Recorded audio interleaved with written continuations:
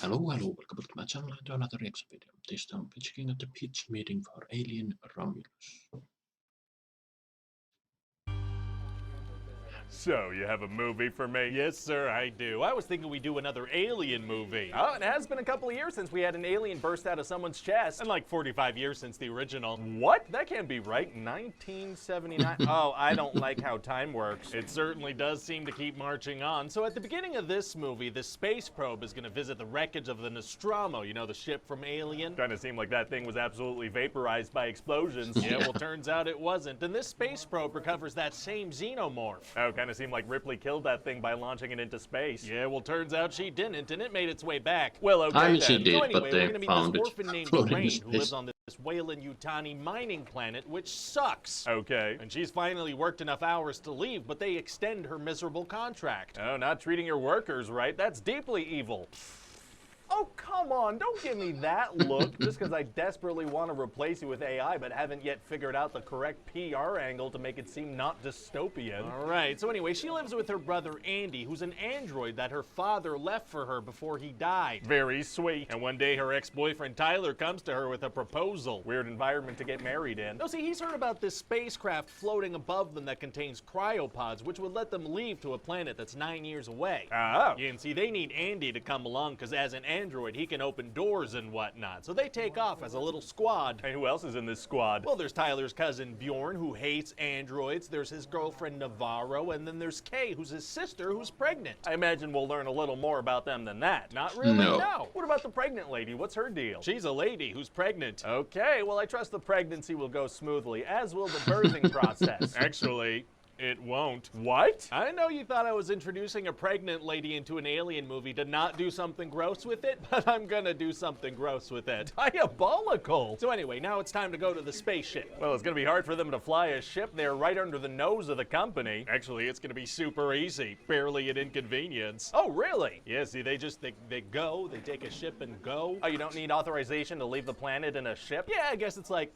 where are you gonna go, you know? I guess, but hey, wouldn't the company want to send their own ship up there? No. Why not? Because That works. so our heroes get onto this ship and find the Rather cryopods, odd that but they need left it. fuel, so they need to go deeper into the ship. Uh-oh. But they accidentally trigger a lockdown and release some face huggers. Oh, hugging faces is tight. And so to override this lockdown, Rain puts this chip from a damaged android Rook into Andy, which upgrades him. Oh, you know who we should get to play Rook?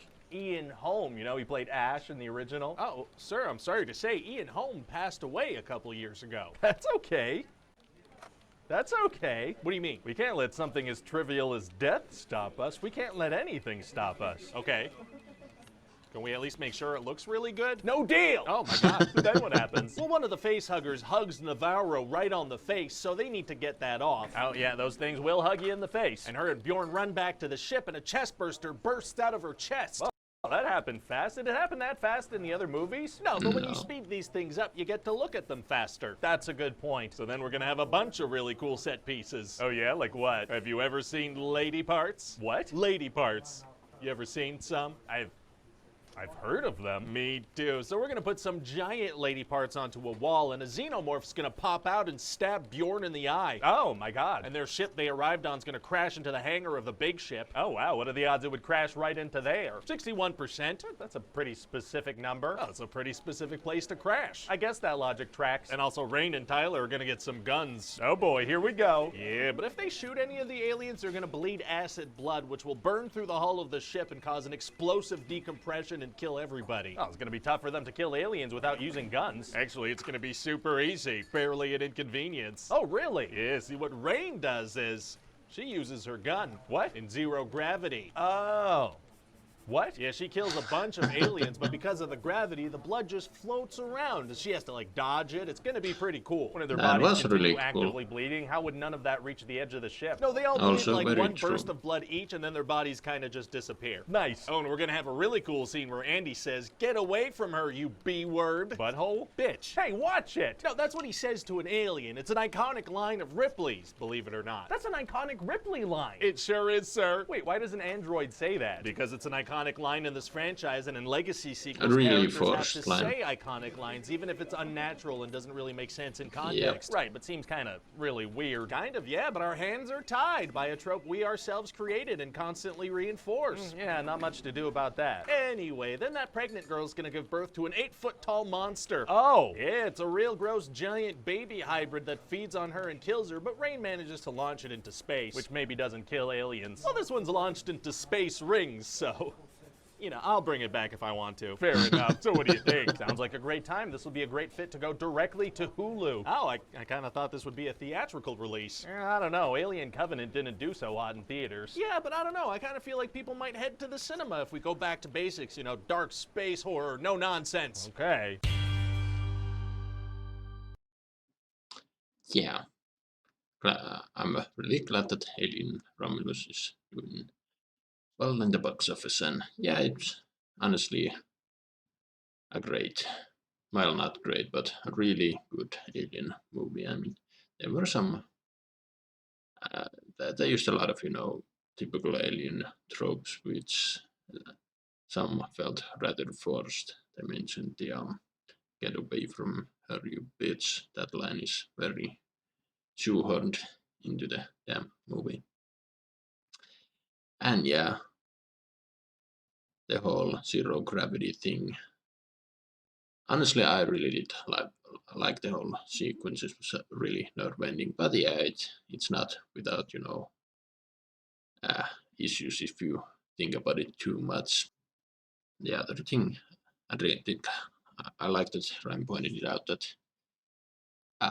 we don't really get to know the characters all that much aside from the main character, and whose name I don't remember. She is basically Ripley 2.0, or is it 3 or 4.0 at this point? There's so many Ripley ripoff spin so far, but yeah, she did the actress did the best with what she was giving, and that was enough. And yeah, Andy, I did like his character. Wish they've given a little bit more on the other characters as well, but yeah. The alien baby, I mean, it's not the hybrid thing isn't a new concept in the Alien franchise. Alien Resurrection really used that trope, and they brought it back, and this time they made it far more creepier and terrifying. I really did love the design. This alien human. Honestly, it looked a little bit like the engineers as well. So, and yeah, is it dead? I mean, they can bring it back. They wanted to. They brought the original xenomorph as well, and yeah, they retconned the destruction of the Nostromo, but we got a pretty decent alien movie out of it, so I don't mind. And yeah, Ian Holm they brought back. I mean, it's not the first time this has happened, and not undoubtedly it will be the last time. But yeah, it felt really creepy and rather wrong to bring him back. Just yeah, and it did not look all that good. But anyway, what do you guys think? Write your thoughts down below. It's Maddox and comment, like, subscribe if you want, and I will see you in another video.